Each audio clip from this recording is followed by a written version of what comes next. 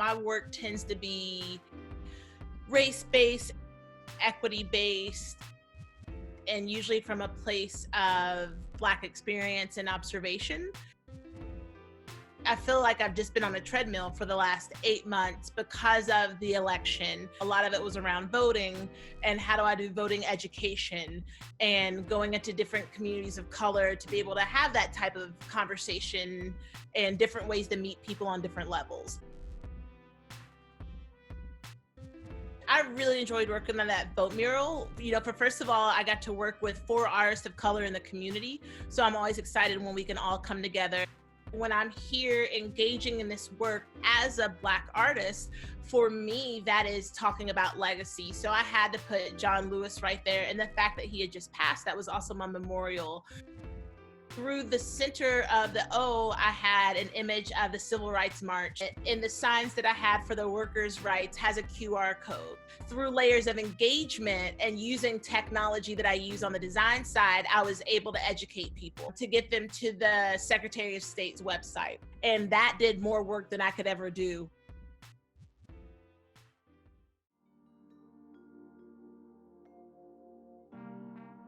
In my class, I don't want them to think that research has to come from a scholar that has 3 initials after their last name. I don't want it to be based on that, but I want you to be able to listen to stories. I want you to be able to listen to the people who have lived certain experiences as areas of research, as areas of scholarship. How do you start to look at things through different lenses? I want them out in the community.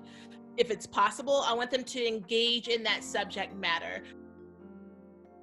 Really becoming a part of that culture or that community instead of going in as an expert. I just want them to go and be as authentic as they can and to be empathetic as well.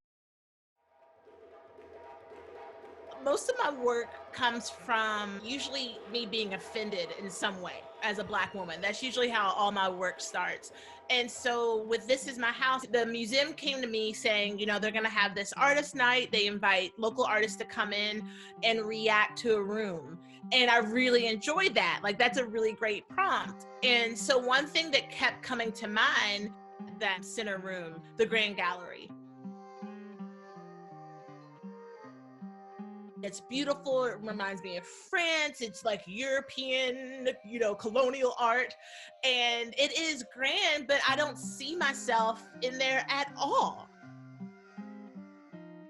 It's all white people, and they're usually plump, wealthy white women being fed by cherubs, but it has nothing to do with me. As I got older, it kept triggering me, this is what I've been fed as an art student, and this is what I've been told is the epitome of the salon. And to be good, you have to try to make it into this room.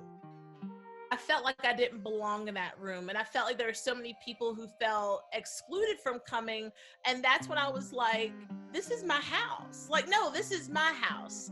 This is our house. This is everyone should be here. And I was like, you know what? No, this is my house. So I'm going to redecorate. There's got to be paintings of Black people that are in artworks from that time period. The parameters were I had to show a person of color from 1500 to 1800. They had to be a Black nobility, and they could not be enslaved or shackled. That was really my criteria. So then I teamed up with a Brown librarian, Kathy Guerin, really helped me comb through the archives, get books. It took us down a beautiful rabbit hole that there is this work that exists. And we have to think about the way we talk about race in the US is a made up construct. So when I'm looking for artworks or paintings of Black people or African Americans or colored, that's racist terminology, or that's colonial terminology that we've created. And so when you start to really investigate, there's a plethora of these paintings, and they were beautiful. And I've never seen myself depicted in such a beautiful way of, people that were generals, or they were a part of the court, or they were kings or dukes or sirs.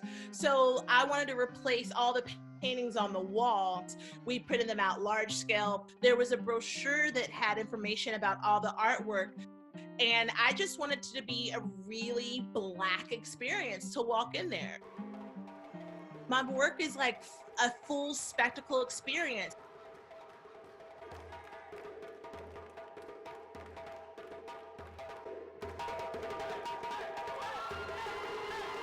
So the House of Glitter came, and they are a queer POC performance troupe educators in Providence.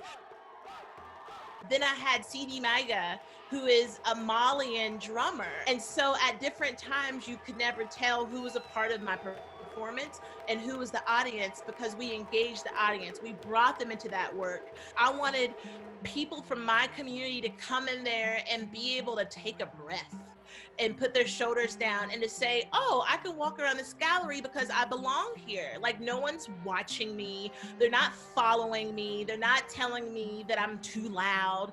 So I wanted this to be our house.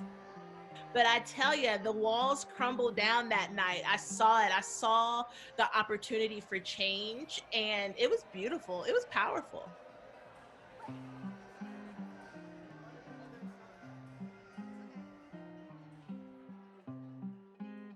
So we're seeing how this concept of sitting on a throne and having agency and tapping into your ancestry, how that feels in these different spaces.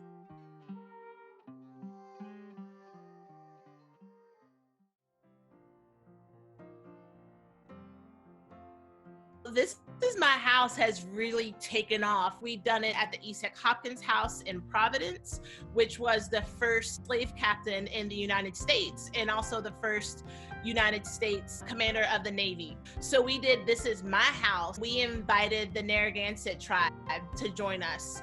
We created a slave mythical fantasy. There was records of a single slave that had hung herself on the ship. And so I was performing as a stand-in for her.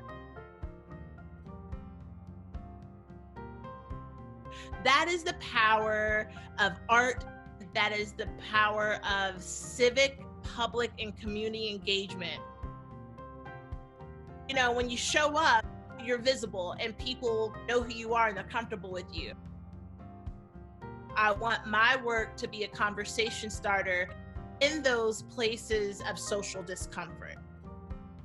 I refuse to be boxed in by the parameters of any one discipline. I'm going to approach things with joy and celebration because there's been so much destruction and so much hatred. If I start with that approach and that as a goal, as a way to invite and engage conversation, I'm going to enjoy doing that work, and I'm naturally going to know the outcome of what I want to do. And so that's my guiding principle, is that I want to do things in joy and I want to do them in celebration.